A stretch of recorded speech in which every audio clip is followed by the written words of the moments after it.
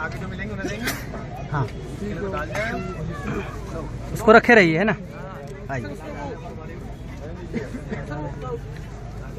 कोई बात नहीं, कोई बात नहीं, कोई बात नहीं, होने दीजिए। आनंद आ गया, लेकिन आइए, आनंद आ गया।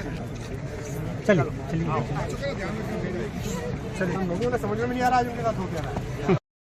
जी, सर अयोध्या आए हुए हैं और भव्य मंदिर बन गया और जो है प्राण प्रतिष्ठा की भी तैयारी है। कैसे? अयोध्या जी आगमन किसी भी मनुष्य के लिए वो मोक्ष जैसा है, पुण्य जैसा है, क्योंकि व्यवस्थित मनु की राजधानी है और पहला मनुष्य यहीं तैयार हुआ, मानव यहीं तैयार हुआ, तो हम हों कहीं के भी, मूल निवासी तो सब अयोध्या के ही हैं। अब तो भगवान राम का मंदिर बन रहा है। 500 वर्ष की प्रतीक्षा पूरी हो रही है। ये दुर्भाग्यपूर्ण है कि ऐसा समय सबको देखना पड़ा।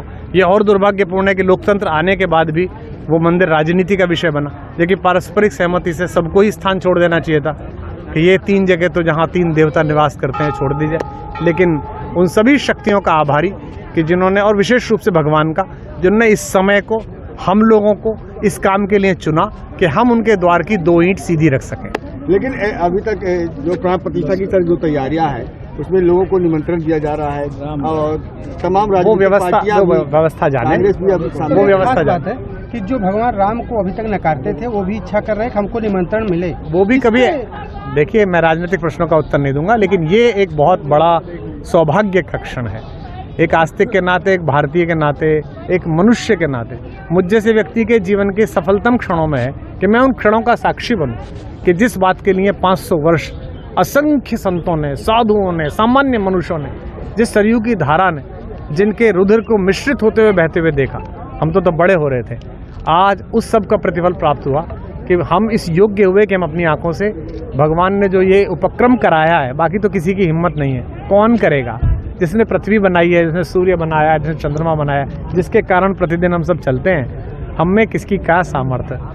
लेकिन हाँ, उन्होंने इस योग्य बनाया कि हम उस दिन का दर्शन कर सकें। जैसे वो लोग सौभाग्यशाली थे जिन्होंने आज़ादी देखी, वो लोग सौभाग्यशाली रहे होंगे जिन्होंने राम को स्वयं देखा, वो मल्लाह सौभाग्यशाली थे जिसने गंगा पार कराई, वो सब सौभाग्यशाली थे।